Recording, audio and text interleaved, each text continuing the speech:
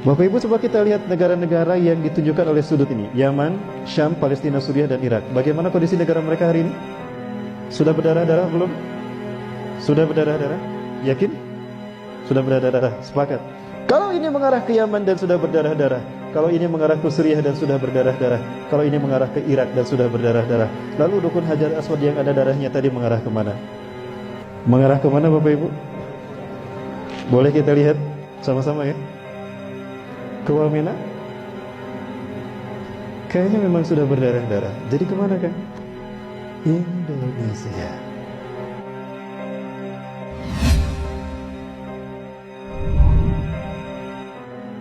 Ada seorang jamaah yang bertanya pada saya, Ustaz, bagaimana pendapat Ustaz? Saya mendengar guru kita, Uzma, menyebutkan kalau beliau khawatir Dukhon terjadi tahun depan. Dukhon adalah tanda kedua dari 10 tanda besar kiamat, di mana awan akan menutup bumi selama 40 hari 40 malam, siang tidak, malam pun tidak.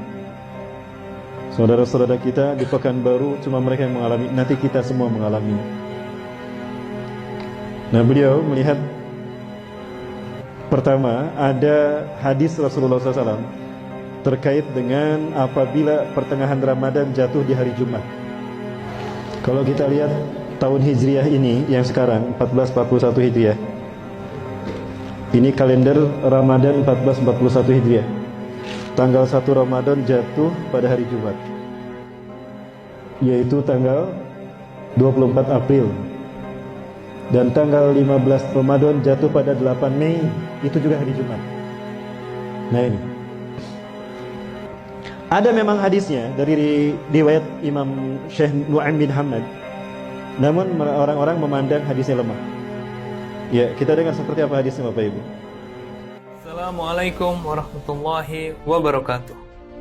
Ramadan di tahun ini kita akan mendapati tanggal 15 Ramadan jatuh pada malam Jumat. Mari kita renungkan hadis berikut ini. Rasulullah Shallallahu Alaihi Wasallam bersabda, apabila telah terdengar suara yang dahsyat di bulan Ramadan, maka akan terjadi huru-hara di bulan Syawal. Semua suku akan saling berselisih di bulan Dzulqa'dah, dan akan terjadi pertumpahan darah di bulan Dzulhijjah dan bulan Muharram, dan manusia akan banyak yang terbunuh. Nabi menyebutkan hal tersebut sebanyak 3 kali. Para sahabat pun bertanya, suara keras apakah itu wahai Rasulullah?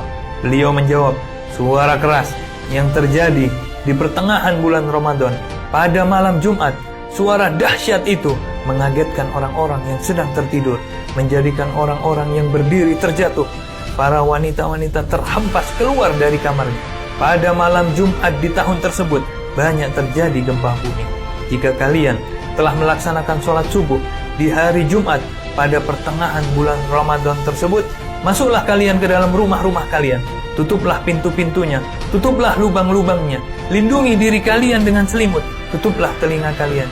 Jika kalian merasakan adanya suara yang dahsyat, maka sujudlah kepada Allah dan ucapkanlah Subhanal Quddus, Subhanal Quddus, Rabbanal Quddus. Barang siapa yang melakukannya, niscaya akan selamat, dan yang tidak melakukannya niscaya akan binasa. Hadis ini diriwayatkan oleh Nu'aim bin Hamad di dalam kitabnya Al-Fitan. Kapankah hal ini akan terjadi? Apakah malam Jumat tanggal 15 Ramadan esok? Wallahu a'lam bissawab. Hanya Allah lah yang maha mengetahui. Ini yang pertama Bapak Ibu sekalian. Memang hadisnya Nu'aim bin Hamad ini dipandang lemah oleh para ahli hadis. Lemah dari sisi pribadi beliau. Namun kalau kita lihat di dalam Sahih Bukhari, ternyata pernah ditemukan oleh Dr. Muhammad Amin Muhammad Jamaluddin dari Timur Tengah, bahwa Imam Bukhari mengambil sanad jalur periwayatan dari Nu'aim bin Hamad. Dari Nu'aim bin Hamad diambil oleh beliau, ditempatkan di kitab Sahihnya. Artinya di mata Imam Bukhari dan paling atas tingkatan validitas hadisnya, doptil hadisnya, itu mengatakan beliau tidak begitu lemah.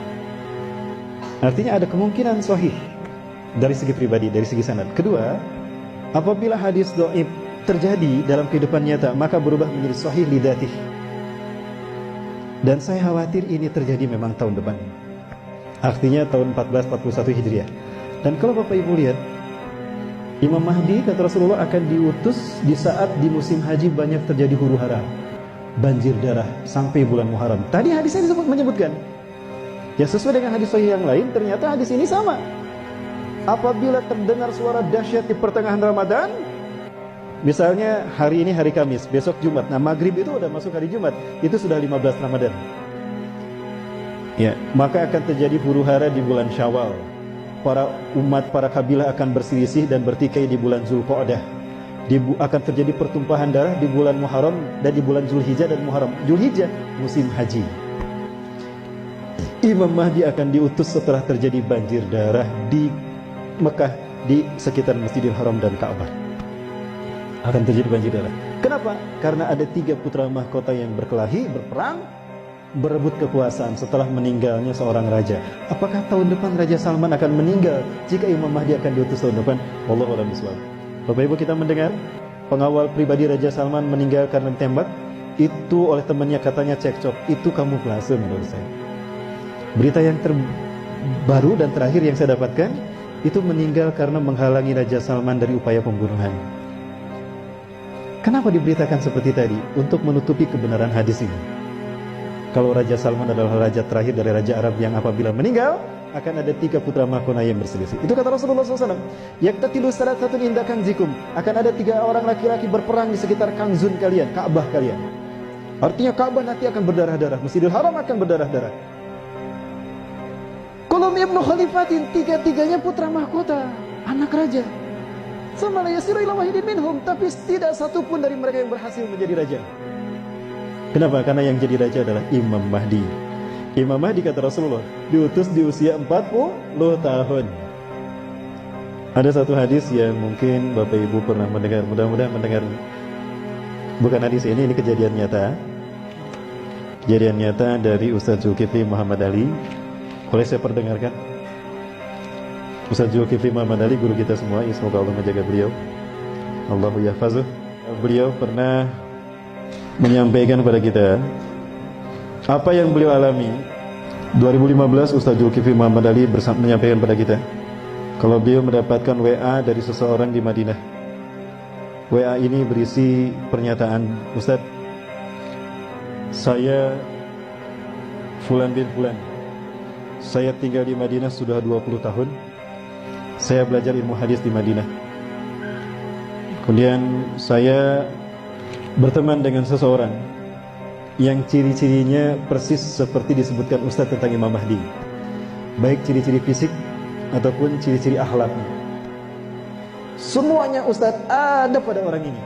Mulai dari alisnya yang indah, lurus, mulai dari warna kulitnya yang hitam, orang Arab, mulai dari tubuhnya tubuh orang Israel, mulai dari hidungnya yang mancung, aknal anfu, mulai dari bariqas sanaya, mulai dari giginya depannya yang jarang, sampai ada tali lalat di pipi kanan, sampai ada tanda kenabian di punduknya, dan kedua pahanya kecil, sampai detail seperti itu. Aku melihatnya Ustaz, 20 tahun aku berkenalan, berteman dengannya, bersahabat dengannya, dan dia keturunan Rasulullah SAW. Ulama-ulama di Madinah melindungi orang ini.